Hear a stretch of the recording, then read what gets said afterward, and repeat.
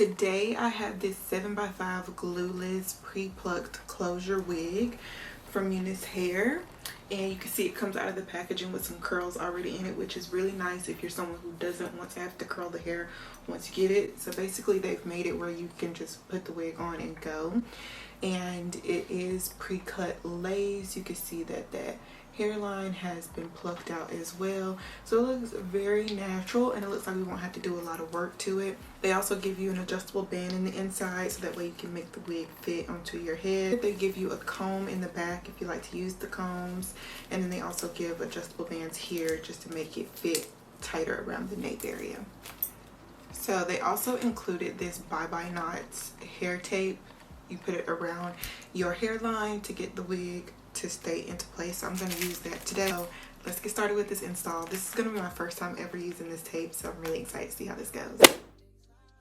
All right, guys, let's get into this install. So first we're just applying the wig, seeing what it looks like before I use this double-sided tape. I'm really excited about using this double-sided tape because I've never done it before, and I really want to see if it's going to give me a good melt.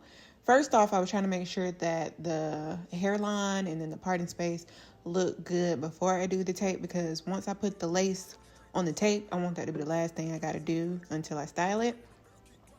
So we're just trying to make sure that my roots are as flat as possible.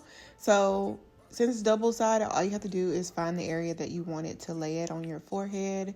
Please don't stick this to your actual hairline, guys. You don't want to be pulling tape off of your hairline. So put it on your forehead as close as you can get to your hairline so you're not pulling your hair out. And then I just put it on top and I just pressed it down with my fingers. You could probably also use one of those melt bands on it. I'm sure that will press it against the tape even more and melt it some more. But I just went with my fingers and it worked out just fine. This hair, I think it was plucked out pretty well. I really didn't even feel like I needed to go in and pluck it anymore. But looking at it from a front facing view and trying to get this parting space right, there were some areas where I tried to fix it up a little bit. But the reality is, with the way my head and face is shaped, I can't necessarily get a direct middle part, if that makes any sense to you guys. I know I'm not the only one, because I brought this up on my channel probably about 3 or 4 years ago, and I had some people agreeing with me. So y'all get it when you try to get like that right in the center part, and then you look at it later and you're like, this is definitely crooked. Well, that was me. Once I did that tape method though, that was it. Then I was like, okay, I can work on the curls now. Now the hair does have layers of its own, but you know, I'm a little extra, I'm a little dramatic. So I did go in and chop some creative layers on my own, and I thought and think, not just past tense, that it looks really good. I'm using my blow dryer / curling iron from Shark Beauty. I get a lot of questions on this hair tool. It's pretty pricey, not even gonna lie to you, but they come in compartments. So like the big piece that I'm actually holding is a dryer, and then it has options for you to add on when you purchase it.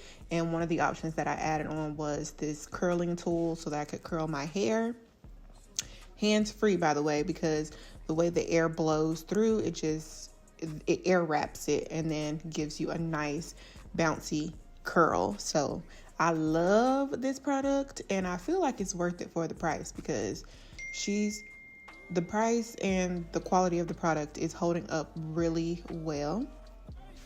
I will say my whole process of curling the hair and adding the layers, I took my time. I was just kind of playing around and just like choppy happy, but I love the outcome, the finished look. I was just definitely doing a lot with curling and cutting. So it took me a minute to get there. Is all I'm saying. I was just, at one point I forgot I was filming. Let's put it that way.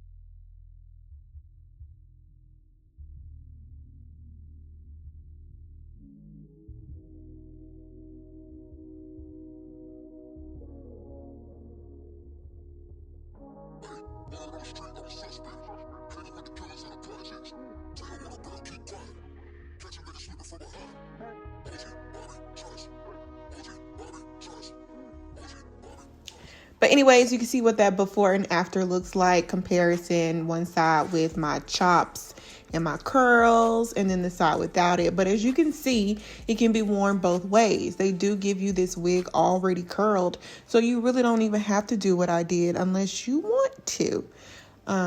Once I finished doing the same thing to the opposite side, I went in and just kind of freshened up the hairline some, cut off a little piece of additional lace, added some bronzer, some to my parting space, just to make sure it's nice finished and looks seamless and looks as less possible of a wig as it possibly can.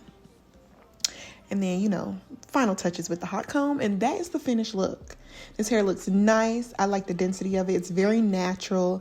The color payoff is has been done really well. Also, I love a good pop of color in a unit. We don't always have to stick with dark brown or dark black hair. I like this tone. It's kind of subtle. It's not very gold and brassy. You can see what that back look looks like. It looks nice and full. The curls are very pretty. It's holding the curls perfectly. I would repurchase this unit because it's actually really good quality. So if you guys are interested in it, it is going to be linked down below, of course. I'll also link the hair tool that I use just in case you guys have questions about it or are interested in looking at it. But of course, as always, leave me your questions in the comment section. I will answer them as soon as I see them. And I thank y'all so much for returning to my channel. Thank y'all for tuning in. Thank you, Unice Hair, for sending over this unit. And I will see you guys in my next video. Bye, you guys.